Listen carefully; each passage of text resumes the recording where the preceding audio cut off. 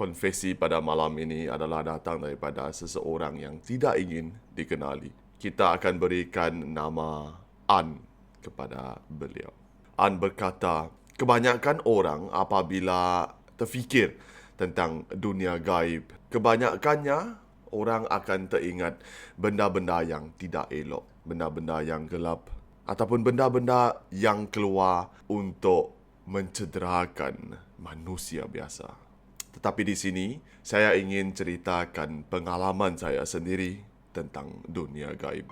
So, tajuk konfesi kita untuk malam ini adalah semuanya akan jadi okey. Anda sedang menonton Konfesi Seram di Supernatural Confessions.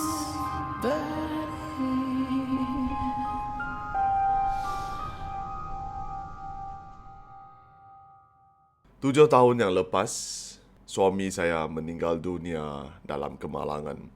Dia bukan sahaja tinggalkan saya seorang diri, malah dia juga tinggalkan anak kami yang baru saja berumur 4 dan 2 tahun ketika itu. Apabila saya mendapat berita kemalangan daripada pihak polis, saya bergegas ke A&E di hospital. Dan dalam perjalanan ke A&E, saya berdoa mengharapkan bahawa berita tersebut adalah kesilapan seseorang dan apa yang berlaku bukanlah suami saya ataupun sesiapa pun. Di dalam kepala saya juga harapkan bahawa itu mungkin adalah prank yang dimainkan oleh kawan-kawan saya.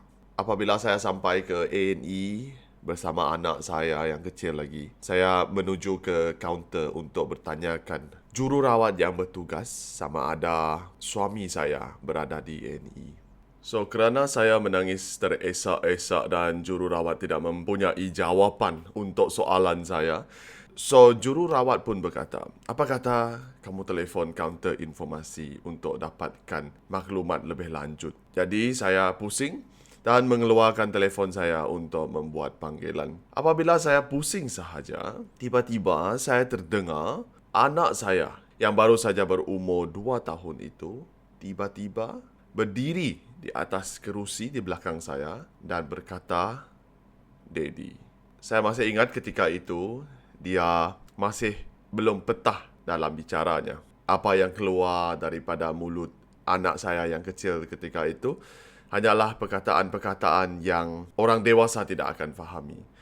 Tetapi pada masa itu, dengan jelasnya saya ingat, dia sebut, "Daddy." So, sampai bila-bila pun sekiranya anak saya tanya, "Ibu, apakah perkataan pertama yang keluar daripada mulut saya?"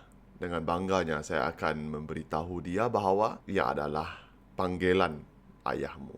Dan apabila saya pusing dan toleh ke arah anak saya ternampak dia menghulurkan kedua-dua tangannya seolah meminta seseorang untuk memeluknya. Dan pada masa itu apabila saya toleh, saya rasa seolah-olah suami saya berada di sana. Tetapi apabila saya toleh, saya hanya nampak anak saya yang menghulurkan kedua-dua tangannya. Beberapa minggu selepas kejadian itu, saya masih lagi dalam proses recovery. Walaupun saya tahu saya harus tabah menghadapinya dan dari situ saya tahu saya harus kekal kuat untuk kedua-dua anak saya yang masih kecil. So, pada satu pagi, apabila saya menghantar anak saya ke sekolah, saya ingin berjalan-jalan di taman yang berhampiran dengan sekolah mereka untuk rilekskan diri sedikit. Pagi itu saya ingat lagi, apabila saya sampai ke taman, saya terlihat sepasang pasangan yang sedang berdating di taman tersebut. Dan apabila ternampak mereka, saya teringatkan si suami saya yang tiada sudah lagi. Semestinya pada masa itu, hanya Tuhan saja yang tahu betapa sedihnya ataupun betapa hancurnya hati saya memikirkan suami yang sudah tiada lagi di dunia ini. Dan saya ingat lagi saya cepat-cepat lari ke satu sudut yang tiada orang dan menangis sekuat yang saya boleh. Dan dalam tangisan itu juga saya meminta Tuhan untuk tunjukkan bahawa suami saya masih lagi berada dengan saya. Dan dengan tiba-tibanya saya terhidu bau minyak wangi yang suami saya selalu pakai apabila dia masih lagi hidup. Dan saya kenal akan bau ini dengan apabila saya dengan dia berpuluh tahun lamanya. Saya tidak akan lupa dengan bau minyak wangi ini. Dan ketika itu, tiada orang yang berada di sekeliling saya. Tiada manusia, tiada kereta. Dan bukan sahaja saya hidu bau minyak wangi tersebut. Ketika itu juga, bunga-bunga daripada pokok yang kebetulan di hadapan saya mulai jatuh. Satu demi satu.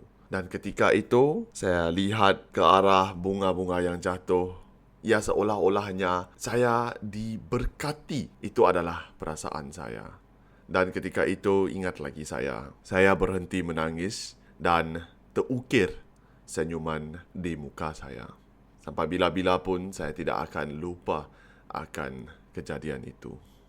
Dan kali terakhir saya terjumpa ataupun mempunyai perasaan sebegini yang suami saya masih ada lagi bersama saya adalah beberapa tahun yang lepas. Dan ketika itu saya masuk tidur. Apabila anak-anak semua sudah tidur, saya berjalan menuju ke arah bilik tidur saya untuk merehatkan diri. Apabila saya buka pintu, sekilas pandang saya ternampak seseorang yang memakai topi berwarna putih dan juga jubah putih yang panjang. Dan dia hanya seolah-olah bangun daripada katil dan menuju ke tingkap yang berada di sebelah bilik di mana tempat saya berdiri, iaitu di pintu. Walaupun saya tidak nampak muka ataupun bentuk yang jelas, tetapi perasaan yang saya ada ketika itu adalah dia balik untuk jenguk saya untuk memastikan semuanya okey. Dan itulah kali terakhir saya ingat akan kelibat suami saya. Beberapa kawan yang saya cerita tentang kejadian ini, ada yang bagi tahu bahawa itu adalah jin yang mengambil bentuk suami saya. Bukan sahaja kawan-kawan yang bagi tahu, malah ibu mertua saya sendiri pun kata demikian.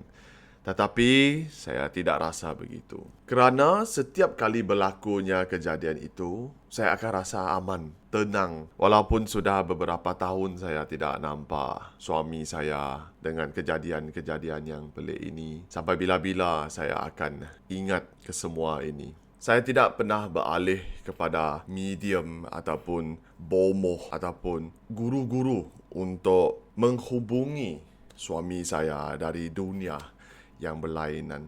Malah, selepas kejadian-kejadian pelik ini, saya rasa diri saya menjadi lebih baik. Tidak pernah tinggal solat dan juga tidak pernah lupakan Tuhan setiap masa. So, saya rasa kejadian yang berlaku ke atas diri saya bukanlah sesuatu yang tidak baik. Dan dengan konfesi ini dalam bentuk teks, saya ingin mengucapkan terima kasih kepada suami saya.